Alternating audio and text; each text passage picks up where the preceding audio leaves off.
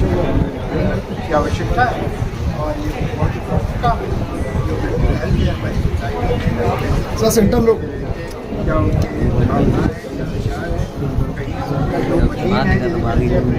सही कर रही है कि नहीं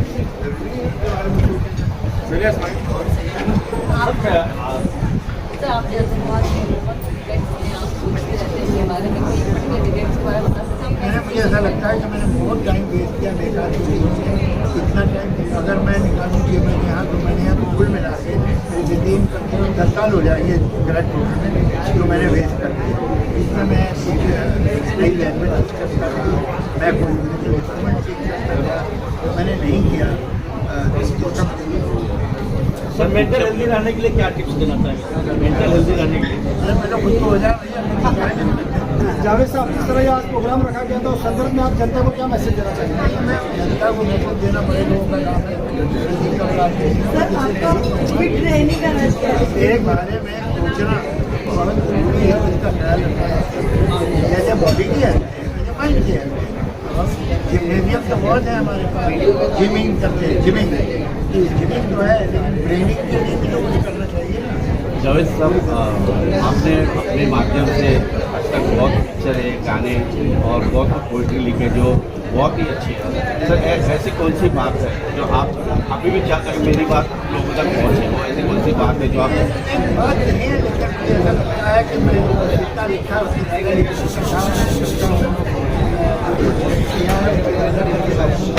पोएम ज़्यादा फिल्म ये मैं कर सकता हूँ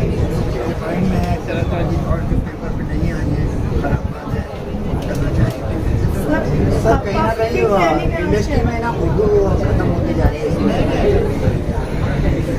Can we cut? Are we done? Thank you so much. Sir आपका फिट रहने का राज क्या है? फिट रहने का राज पहले तो बहुत बहुत शुक्रिया मुझे फिट कह रही है तकलीफ है कि मैं फिट नहीं हूँ विदाउट जो आजकल के यंग जनरेशन करते हैं आप वो ना करके भी आप कितना फिट है वो बहुत बड़ी बात है। थैंक यू ये इवेंट है भारत में मेंटल हेल्थ के बारे में बात करना बहुत इम्पोर्टेंट है हम बात करते हैं लेकिन हम उसकी बात नहीं करते उसकी बात करनी चाहिए अब आप देखिए कि 140 करोड़ की जनसंख्या है हमारी और लेस देन 15,000 साइकोलॉजिस्ट तो ये जो नंबर है ये बहुत कम है इस नंबर को बढ़ाने की ज़रूरत है लोगों में मानसिक रूप से जो तकलीफें हैं उनके बारे में बात करनी चाहिए लेकिन हम केवल इसे ऐसा ना समझें कि हम लोग वन जब बात करते हैं उसी से सब कुछ सही होता है भारत में बहुत ज़्यादा इशू है इमोशनल रेगुलेशन का छोटी छोटी बात पर गुस्सा आना वायलेंस का नॉर्मलाइजेशन होना माँ बाप का बच्चों को मारना और उस मारने के बाद उसको कहना ये नॉर्मल है हमने भी तो बात खाई थी सास भी तो कभी बहू थी सो द आइडिया यहाँ पर ये है कि हमारे साथ जो हुआ है हमने उसे इतना नॉर्मलाइज कर दिया कि हमें उसमें कोई प्रॉब्लम दिखती नहीं है लेकिन उससे एक ऐसा समाज बन जाता है जहाँ पर ऐसी चीज़ जैसे आपने सुना होगा एक न्यूज़ में बात आई थी कि किसी एक लेडी ने किसी टोल इंस्पेक्टर को 35 रुपये के पीछे मार दिया हम ऐसी चीज़ें बहुत सुनते हैं और ये केवल यहाँ के लिए नहीं है बहुत जगह भी हो सकती है लेकिन बात ये समझनी है कि जब तक एक इंसान इमोशनली रेगुलेटेड नहीं है हम एक ऐसे समाज का सृजन नहीं कर सकते जहाँ पर वायलेंस नॉर्मलाइज ना हो अनंत ने जो इवेंट ऑर्गेनाइज किया है कंपनी के बारे में बताना चाहेंगे अनंत रंग एक इवेंट है जो वेल्समैन फाउंडेशन ऑर्गेनाइज करती है अनंत रंग एक भारत का सबसे पहला मेंटल हेल्थ फेस्टिवल है भारत में बहुत सारी मेंटल हेल्थ कॉन्फ्रेंसेस हुई हैं वर्कशॉप्स हुई हैं लेकिन ऐसा फेस्टिवल जहाँ पे साइकोलॉजी मनोविज्ञान की साइंस के पीछे का विज्ञान लोगों तक समझाया जाए लेकिन ऐसे शब्दों में जो कल्चरली समझ में आते हैं देखिए हमारे यहाँ पे सबसे बड़ा मिथ ये रहता है कि मेरे लिए कोई सेवियर आएगा बाहर से वो मुझे बताएगा उसके बाद सब कुछ सही होगा नहीं ये हमेशा ड्यूअल रिलेशनशिप होता है कि जहाँ पर मैं क्या सोचता हूँ समाज क्या अपनाता है और उसके बारे में फिर एक डायलॉग चालू होता है ये कभी नहीं हो सकता कि बस मैं जो सोचता हूँ वो सही है या जो समाज सोचता है वही सही है तो इसमें एक डायलॉग होना बहुत जरूरी है एडॉप्शन के लिए यानी स्कूल में होगा जैसे प्रोग्राम होता है सेक्सुअल एजुकेशन तो उसमें आपके कुछ प्रोग्राम प्लान है या कर रहे हैं आप? नहीं अभी तक हमने वहाँ प्लान नहीं किया लेकिन आपका सवाल बहुत सही है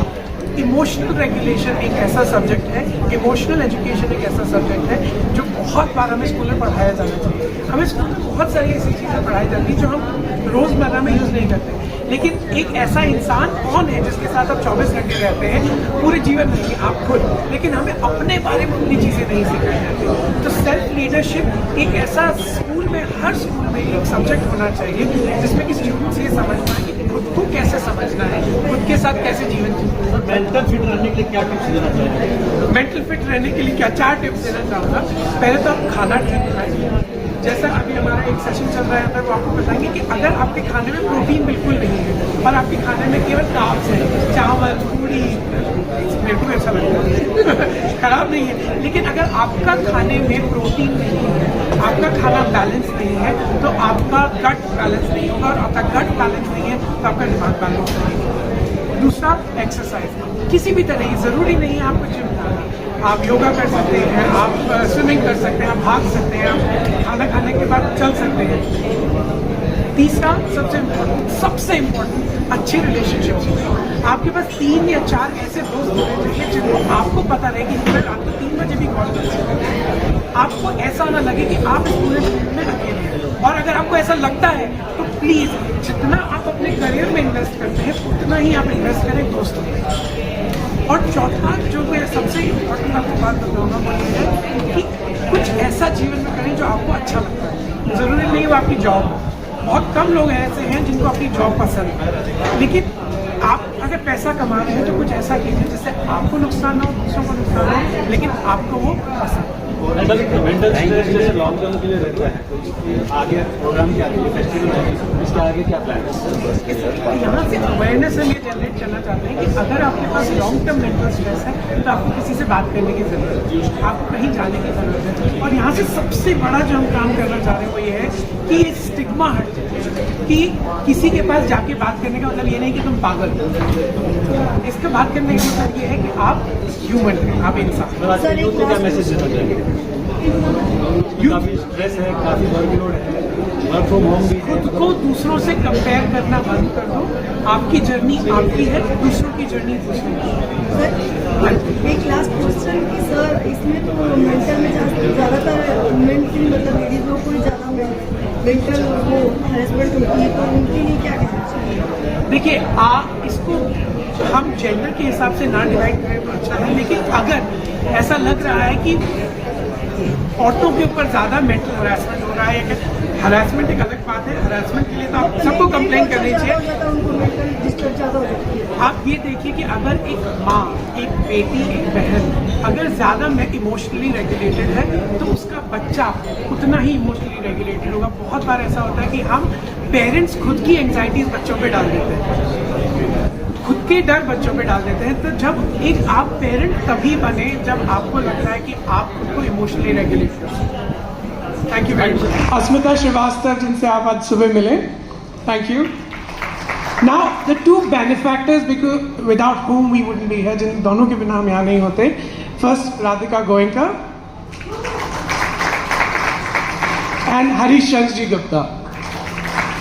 अच्छा, अब मैं आपसे बस एक थोड़ी सी बात करूँगा। ऑब्वियसली मैं आपके और जावेद जी के बीच में खड़ा हूँ, मैं जानता हूँ, उसके लिए बहुत बहुत अपॉलॉजीज, बट एक थोड़ा सा आपको इंट्रोडक्शन देना है कि क्यों कर रहे हैं हम, यहाँ पर क्यों आए हैं। कभी आपके साथ ऐसा हुआ है कि काश उस दिन मैं गुस्सा नहीं करता,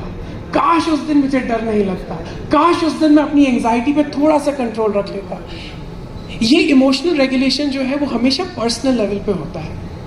लेकिन अगर बहुत सारे लोग इमोशनल रेगुलेशन करने लगे खुद का और दूसरों की मदद करने लगे तो एक ऐसी सोसाइटी बन जाएगी जहां पर वायलेंस नॉर्मल नहीं है, जहां पर हम बहुत रेगुलेटेड होकर आगे बढ़ते हैं, जहां पर हमें समझ में आता है कि आगे बढ़ने का केवल मतलब प्रॉफिट नहीं है। So emotional resilience according to me is national resilience, and I think कि अगर हम एक ऐसी सोसाइटी में रहना चाहते हैं जहां हम 35 रुपए के पीछे किसी टोल वाले की जान ना ले लें, तो हम एक ऐसी सोसाइटी का निर्माण करें जहां पर इंडिविजुअल्स जो हैं वो मेंटल हेल्थ की इंपॉर्टेंस समझें।